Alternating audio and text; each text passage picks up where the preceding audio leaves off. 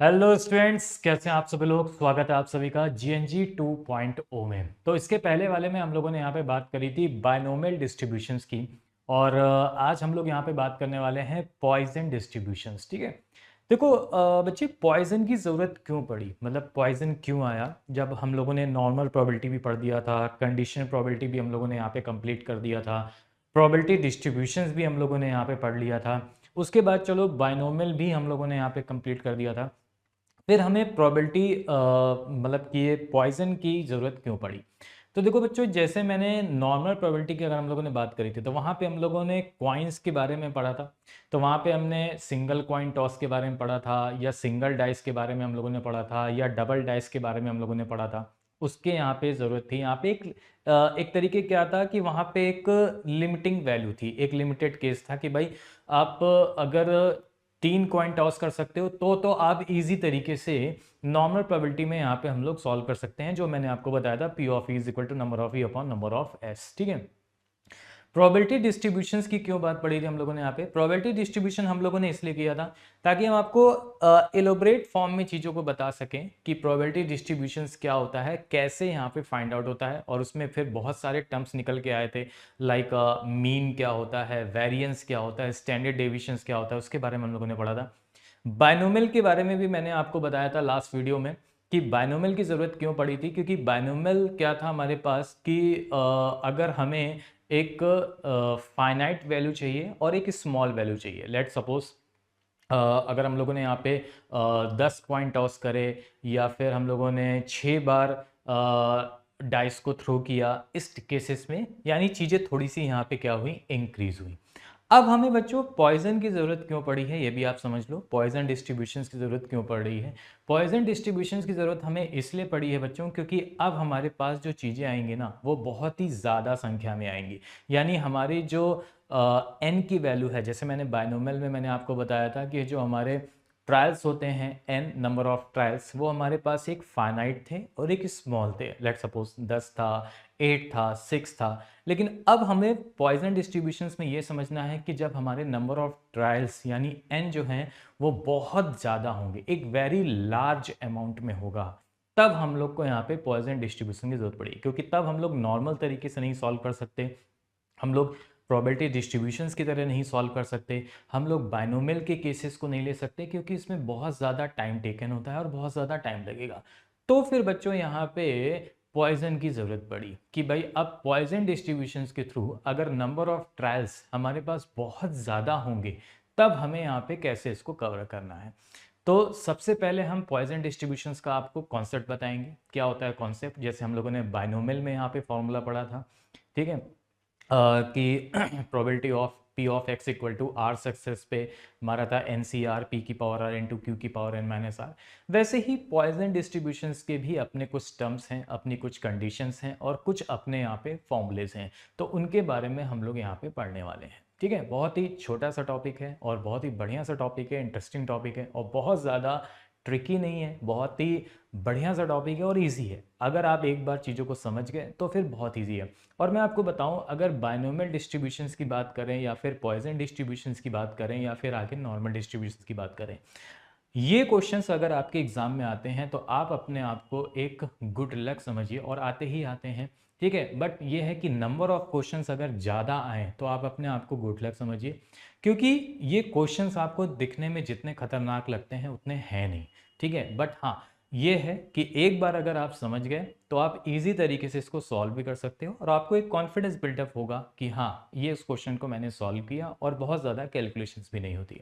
जैसे normal probability में हमारे पास बहुत सारी कंडीशंस होती थी, balls based, cards based, true and false based, और आपका यहाँ पे P of E plus P of E पे बार इज इक्वल टू 1, यानी happening and non happening based. But वहाँ पे चीज़ों को आपको थोड़ा सा घुमा के दे सकता है, लेकिन यहाँ पे आपको घुमा के नहीं देगा। यहाँ पे आपको जो एक्चुअल में है, ठीक है, क्योंकि टोटल फॉर्मूला बेस्ड होता है, बस आपको केवल ये समझना होगा कि इसमें फॉर्मूला में जो जो चीज़ें हैं उसकी वैल्यूज़ को हम लोग कैसे फाइंड करते हैं, जो भी आप पिछले टर्म्स को पढ़ते आ रहे हैं उनका यूज़ करके। ठीक है, तो चलिए स्टार्ट कर लेते हैं, लेट्स बिगिन।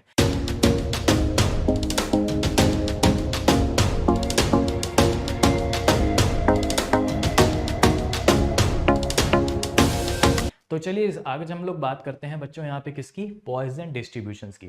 तो जब हम लोग पॉइजन डिस्ट्रीब्यूशंस की अगर हम लोग यहाँ पे बात करें बच्चों, तो पॉइजन डिस्ट्रीब्यूशंस में सबसे पहले तो आपको ये समझना है कि ये होता क्या है, ये एक लिमिटिंग केस होता है। लिमिटिंग केस का मतलब बायनोमियल डिस्ट्रीब्यूशंस का एक लिमिटिंग केस होता है, ठीक है। तो इसको हम लोग कह सकते हैं बच्चों यहाँ पे क्या, limiting case of binomial distributions, limiting case of binomial distributions. इसको हम लोग ऐसे भी कह सकते हैं यहाँ पे, जैसे मैंने अभी आपको बताया, ठीक है।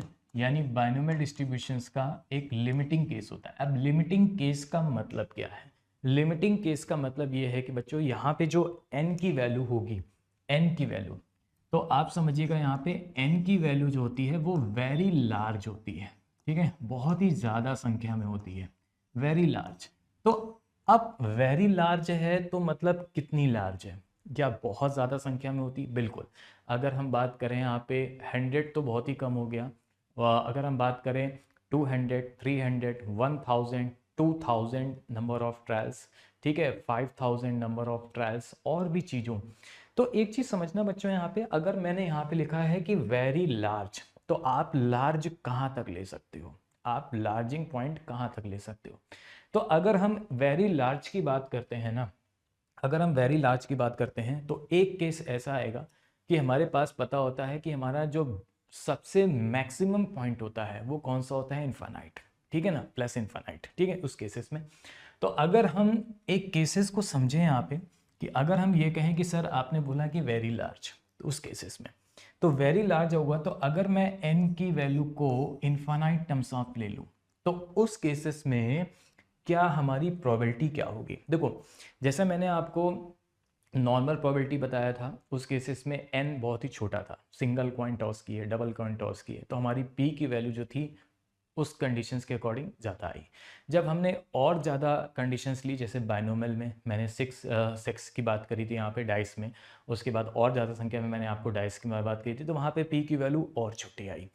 तो जितना ज़्यादा आपके नंबर ऑफ़ ट्रायल्स होंगे, जितना ज़्यादा नंबर ऑफ़ ट्रायल्स होंगे, उतनी ही p की वैल्यू जो है, यानी प्रोबेबिलिटी ऑफ सक्सेस की वैल्यू जो है, यानी प्रोबेबिलिटी की वैल्यू जो है, वो आपकी क्या होती जाएगी, कम होती जाएगी।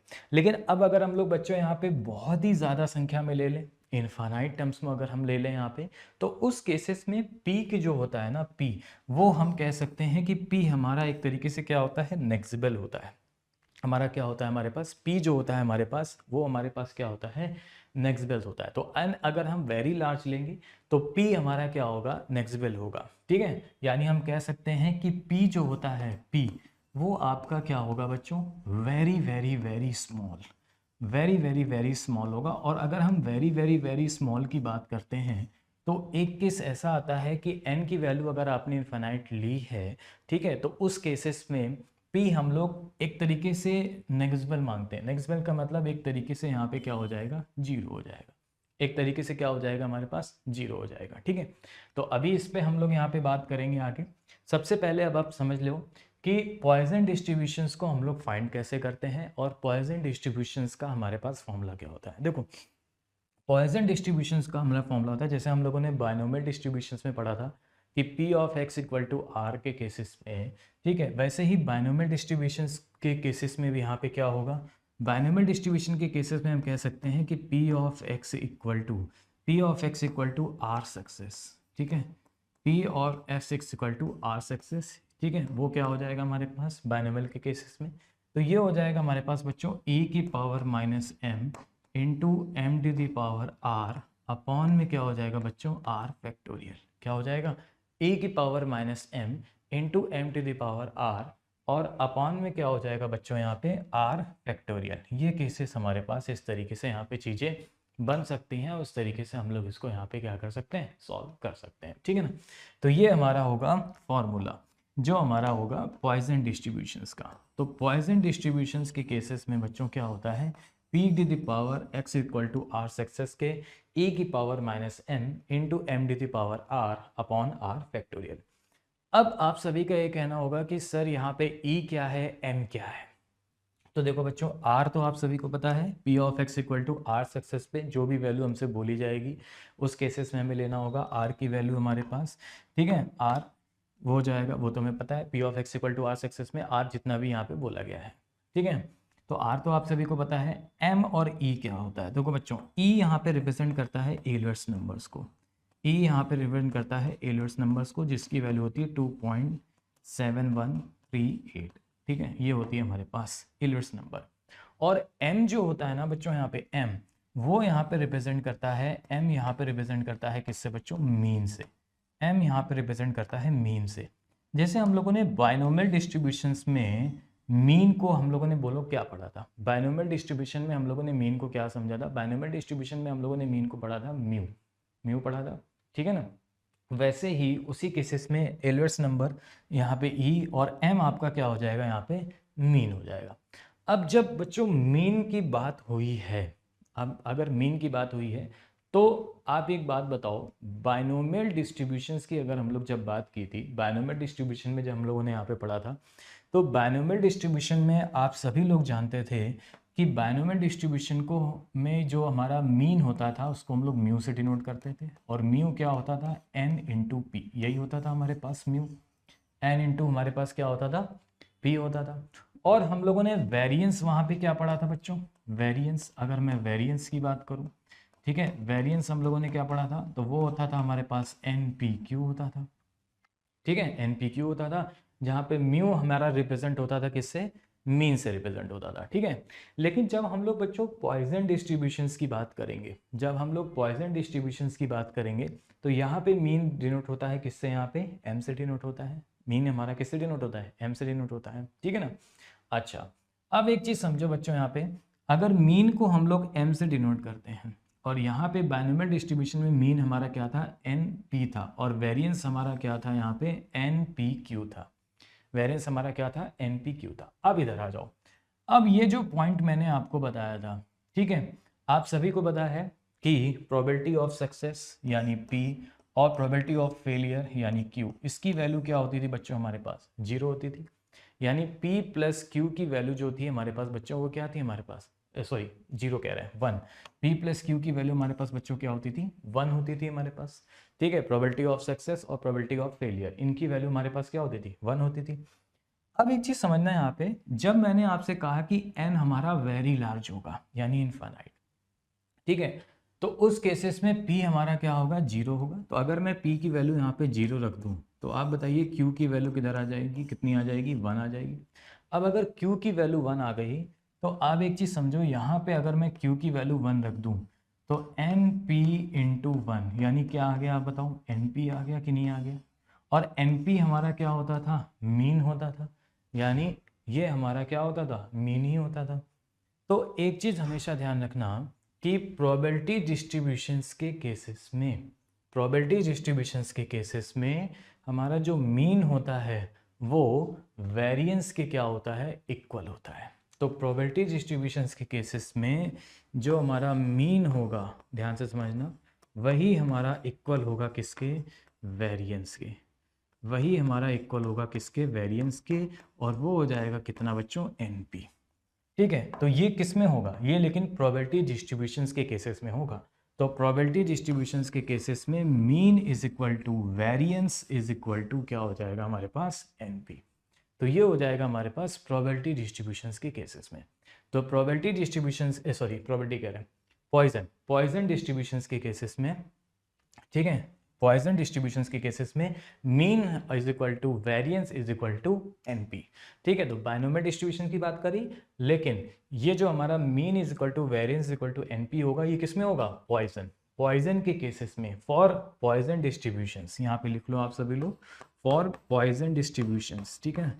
फॉर पॉइजन डिस्ट्रीब्यूशंस के केसेस में हमारा जो मीन होगा वही हमारा वेरिएंस होगा, और वही हमारा किसके इक्वल होगा, एन पी के इक्वल होगा। अब एन आप सभी को पता है, नंबर ऑफ ट्रायल्स, टी आप सभी को पता है, प्रोबेबिलिटी ऑफ सक्सेस, यानी X equal to are success पे ये फॉर्मूला होता है, ठीक है।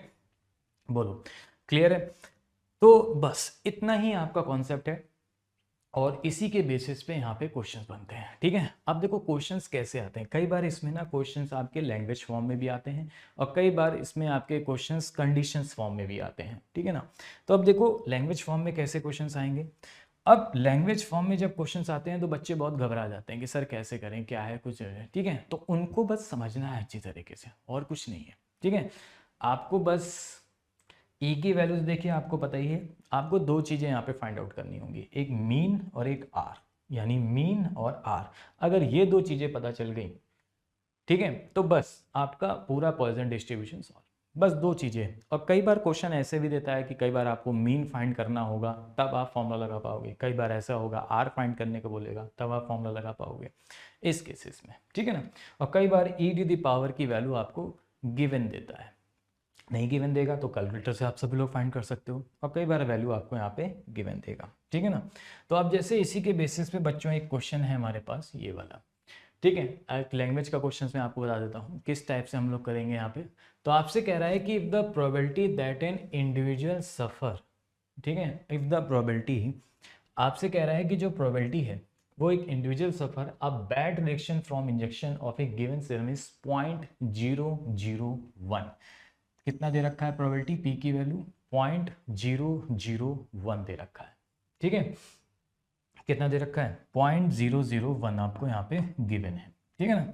तो अभी हम समझाते हैं इसका क्वेश्चन कैसे करेंगे हम लोग, यहाँ पे समझना यहाँ पे ध्यान से। इसका मतलब क्या है, इसका मतलब आपसे ये कहता है कि बच्चों, आपसे ये कह रहा है कि if the probability that an individual suffer, एक कोई भी इंडिविजुअल आदमी है, एक कोई भी इंडिविजुअल पर्सन है, ठीक है, वो इंजेक्शन के बैड रिएक्शंस की उसको, मतलब जो इंजेक्शन लगाएगा, जैसे आपने देखा होगा कि कोरोना में बहुत सारी वैक्सीन लगी थी, तो एक प्रोबेबिलिटी की बात कर रहा है कि भाई ऐसा पॉसिबल हो सकता है, ऐसा पॉसिबल है, एक प्रोबेबिलिटी है क्या, कि अगर कोई एक पर्सन यहाँ पे इंजेक्शन लगाए, ठीक है, तो हो सकता है कि वो इंजेक्शन उसका एक बैड रिएक्शन कर दे, यानी इंजेक्शन का बुरा असर कर दे, उसकी प्रोबेबिलिटी, ठीक है, आपको दे रखी है 0.001। उसकी प्रोबेबिलिटी आपको कितनी दे रखी है 0.001 दे रखी है कि भाई इतने लोगों ने यहाँ पे कोरोना वैक्सीन लगाई, अब हो सकता है कि किसी एक को उसका बैड रिएक्शन हो जाए, उसकी प्रोबेबिलिटी आपको कितनी दे रखी है 0.001 दे रखी है यहाँ पे, ठीक है।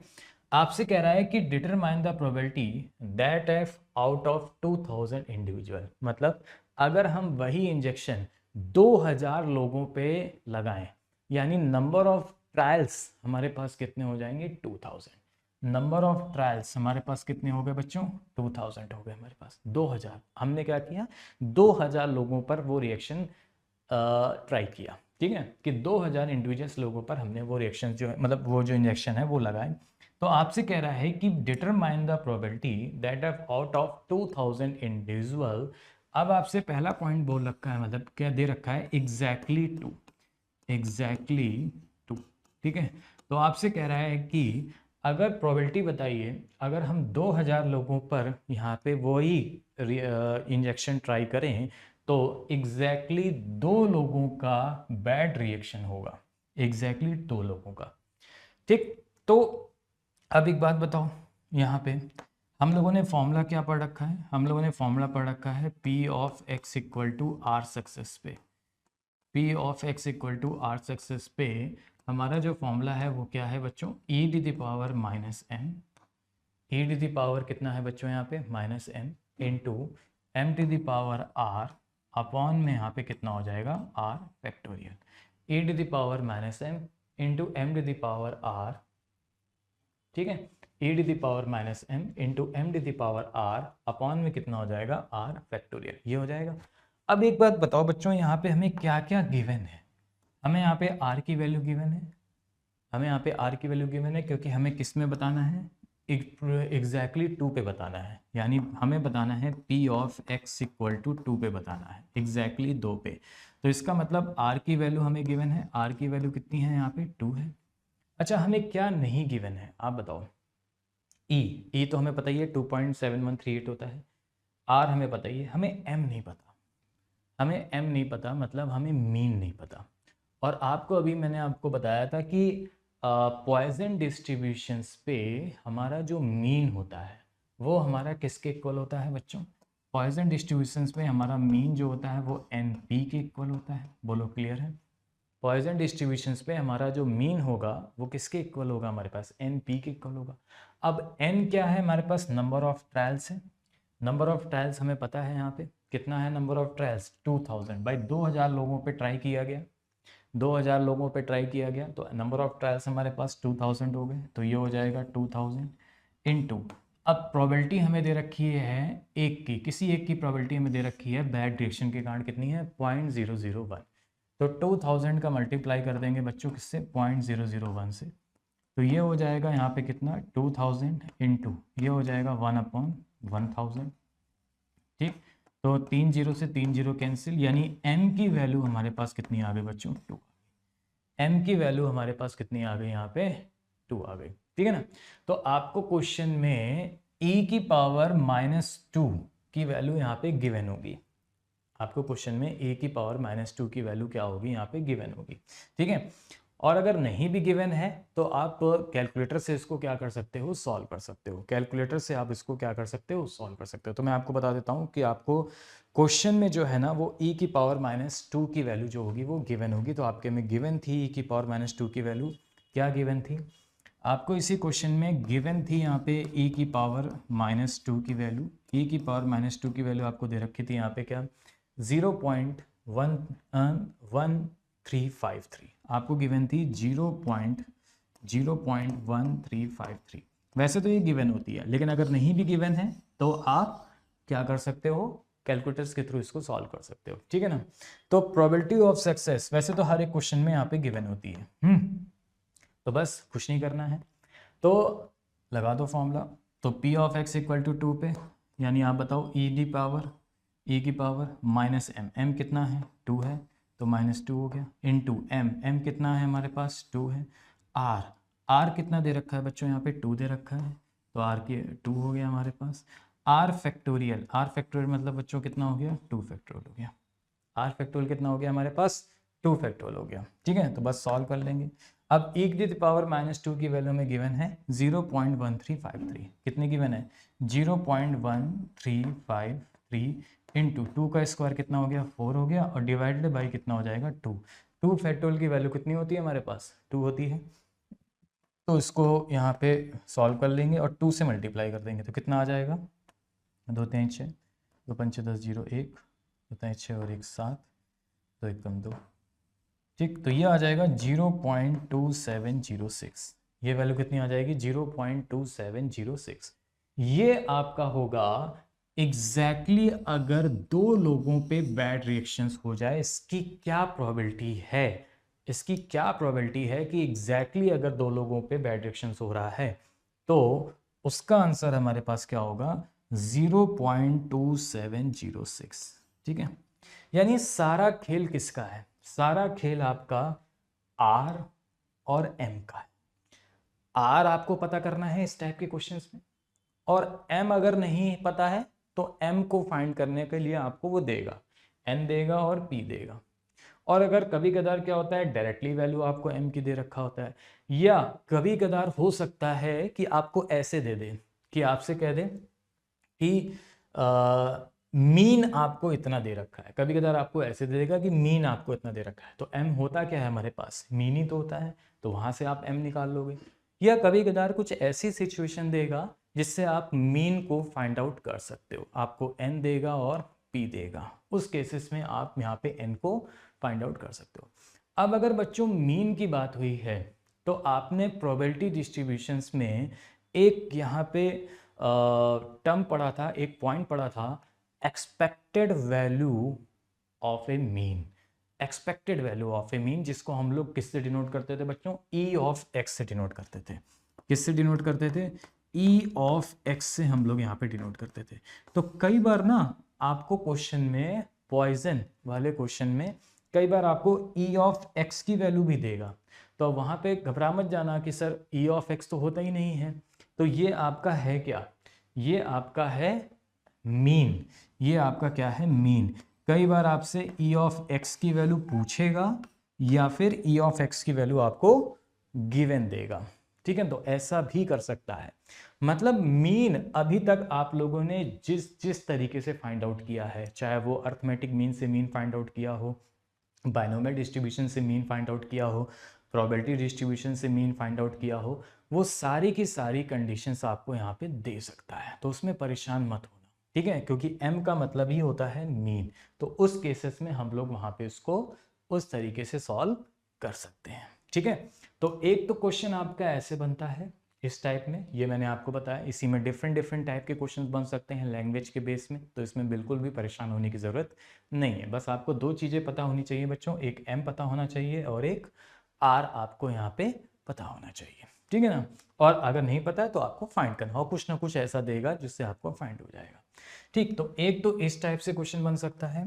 दूसरा आपका क्वेश्चन जो बन सकता है बच्चों वो इस टाइप से दे सकता है।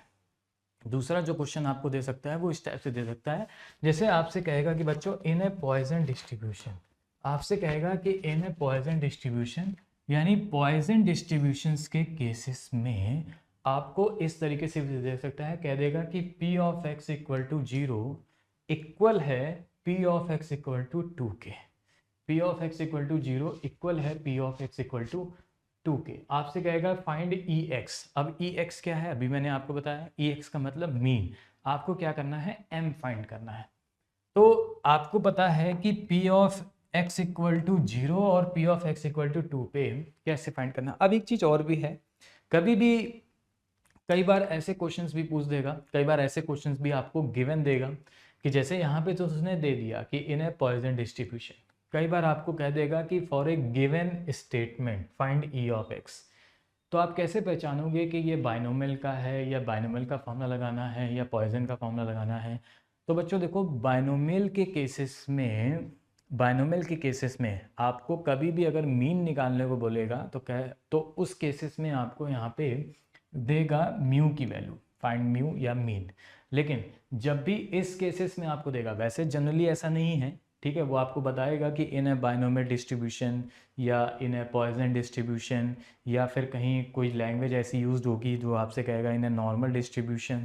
ठीक है, वो आपको देगा। लेकिन मैं आपको बता रहा हूँ अगर नहीं भी दे तो उस केसेस में हमें यहाँ पे मीन निकालने को इस तरीके से यहाँ पे देगा और आपको वैल्यू भी गिवन देगा। ई टू द पावर इसकी वैल्यू ये है, ई टू द पावर की वैल्यू हमारे पास ये है, इस तरीके से। ठीक है, तो आप समझ जाना वो पॉइजन का है। तो जैसे यहाँ पे कह रहा है कि in a Poisson distribution p of x equal to 0 is equal to p of x equal to 2, आपसे कह रहा है कि फाइंड ex, मीन बताना है। तो अब देखो बच्चों, यहाँ पे आप सभी को पता है कि पॉइजन डिस्ट्रीब्यूशंस के केसेस में आपको पता है फॉर्मूला क्या होता है, p of x equal to r success. p of x equal to r success पे हमारा फॉर्मूला क्या होता है, अभी हम लोगों ने पढ़ा, e to the power minus m into M to the power r upon में क्या हो जाता है r फैक्टोरियल। अब आपसे कह रहा है कि p of x equal to 0, ध्यान से समझना, आपसे कह रहा है कि p of x equal to 0 is equal to, यहाँ पे आपसे कह रहा है कि p of x equal to 2, p of x equal to 2। तो आपसे कह रहा है कि p of x equal to 0 equal है हमारे पास किसके, p of x equal to 2 के। तो p of x equal to 0 का मतलब p of x equal to r, यानी यहाँ पे r की वैल्यू 0 है। p of x equal to 2 मतलब p of x equal to r, यहाँ पे r की वैल्यू 2 है। तो दोनों ही केसेस में हम लोग यहाँ पे पुट कर देते हैं फॉर्मूले पे। तो p of x equal to 0 पे क्या हो जाएगा, e to the power minus m into M to the power r कितना है, 0 है, अपॉन में r फैक्टोरियल मतलब 0 फैक्टोरियल, r फैक्टोरियल मतलब 0 फैक्टोरियल इज इक्वल टू, अब यहाँ पे आ जाओ p of x equal to 2 पे। तो p of x equal to 2 पे समझना है यहाँ पे ध्यान से। तो p of x equal to 2 पे समझेंगे तो यहाँ पे हो जाएगा e to the power minus m into M to the power कितना हो जाएगा यहाँ पे बच्चों r कितना है हमारे पास 2 है, अपॉन में क्या हो जाएगा हमारे पास r फैक्टोरियल, r कितना है हमारे पास बच्चों 2 है, यानी 2 फैक्टोरियल। ठीक है ना। तो अब एक चीज़ समझो यहाँ पे कि यहाँ पे देखो e की पावर माइनस m से e की पावर माइनस m कैंसिल हो गया क्योंकि इक्वल टू में है। अब किसी की भी पावर अगर 0 होती है तो उसकी वैल्यू क्या होती है, 1 होती है। और ये हम लोगों ने कहाँ पढ़ा था, इंडिसेस में पढ़ा था कि किसी की भी पावर 0 होती है तो उसकी वैल्यू 1 होती है। तो इसकी वैल्यू क्या हो जाएगी, 1 हो जाएगी। और उसके बाद हम लोगों ने जब परम्यूटेशन पढ़ा था तो वहाँ पे भी हम लोग जानते थे कि 0 फैक्टोरियल की वैल्यू हमारे पास कितनी होती है बच्चों, 1 होती है। तो 0 फैक्टोरियल की बच्चों वैल्यू कितनी होती है, 1 होती है, इज इक्वल टू, यहाँ पे आ जाओ, ये हो जाएगा हमारे पास m का स्क्वायर, ये हो जाएगा m का स्क्वायर और अपॉन में हो जाएगा 2 फैक्टोरियल यानी 2। ठीक है, तो m स्क्वायर की वैल्यू क्रॉस मल्टीप्लाई कर लो, m स्क्वायर की वैल्यू बच्चों कितनी आ गई हमारे पास, 2 आ गई। तो m की वैल्यू कितनी आ जाएगी बताओ बच्चों, m की वैल्यू आ जाएगी हमारे पास √2। m की वैल्यू हमारे पास कितनी आ जाएगी √2, ठीक है ना। और यही आपका क्या है e ऑफ x है, इसी को हम लोग बोलते हैं मीन। तो मीन की वैल्यू हमारे पास कितनी हो गई बच्चों, √2 हो गई, ठीक है। तो ये आपका क्या हो जाएगा, फाइंड e ऑफ x यानी मीन। तो इस तरीके से हम लोग यहाँ पे मीन को जो है वो हम लोग यहाँ पे फाइंड आउट कर सकते हैं, ठीक। तो इस तरीके से चीज़ें यहाँ पे क्या होती हैं, बनती हैं, ठीक है। अच्छा, दूसरा एक केस ये भी है कि इसमें एक थ्योरी वाला भी क्वेश्चन आता है। तो मैं आपको बता देता हूँ कि प्रोबेबिलिटी डिस्ट्रीब्यूशंस हम लोग कहाँ पे यूज़ करते हैं। प्रोबेबिलिटी डिस्ट्रीब्यूशंस हम लोग वहाँ पे यूज़ करते हैं जहाँ पे नंबर ऑफ ट्रायल्स बहुत ज़्यादा होते हैं, नंबर ऑफ रेल एक्सीडेंट्स बहुत ज़्यादा हैं, नंबर ऑफ बस एक्सीडेंट्स, ठीक है। तो इस टाइप की चीज़ों में हमारे पास जब भी थ्योरी वाले क्वेश्चन आएंगे तो जहाँ पे एक्सीडेंट का केस होगा, नंबर ऑफ रेल एक्सीडेंट, बस एक्सीडेंट, तो उस केसेस में हम लोग पॉइजन का यूज़ करते हैं, ना कि यहाँ पे बाइनोमियल का यूज़ करते हैं, ठीक है। तो इस टाइप से चीज़ें यहाँ पे क्या होती हैं, बन सकती हैं। और मैक्सिमम आपके जो क्वेश्चंस प्रीवियस ईयर में पूछे गए थे वो यही पूछा गया था, इस टाइप में आपको कंडीशन दे रखी थी और आपसे कहा था कि मीन बताइए, यानी m की वैल्यू हमें यहाँ पे फाइंड करके बताइए क्या होगा, ठीक है ना। तो ये एक छोटा सा कॉन्सेप्ट और एक छोटा सा क्वेश्चंस और एक छोटा सा पॉइंट था हमारे पास, कौन सा, पॉइजन डिस्ट्रीब्यूशंस के केसेस में। ये मैंने आपको बताया यहाँ पे क्या होता है पॉइजन डिस्ट्रीब्यूशंस के केसेस में। अब मुझे पता है आप सभी लोग यहाँ पे इजी तरीके से क्वेश्चंस को यहाँ पे क्या कर सकते हो, फाइंड आउट कर सकते हो इसी तरीके से। अब आपके जितने भी क्वेश्चंस हैं प्रीवियस ईयर में, ठीक है, वो सारे के सारे क्वेश्चंस आपके लग जाएंगे, चाहे वो इस टाइप के क्वेश्चंस हो या फिर वो आपके एक लैंग्वेज बेस्ड क्वेश्चन हो, जैसे इसके पहले मैंने आपको बताया था, ठीक है। तो चलो बच्चों, आज के लिए हम लोग रखते हैं इतना ही, ठीक है। तो ये था हमारे पास कौन सा, पॉइजन डिस्ट्रीब्यूशंस। अब आज के लिए हम लोग इतना ही रखते हैं। थैंक यू सभी को, ठीक है, फॉर ज्वाइनिंग दिस सेशंस, ठीक है। ओके, चलो मिलते हैं हम लोग आगे। Thank you, take care, bye bye.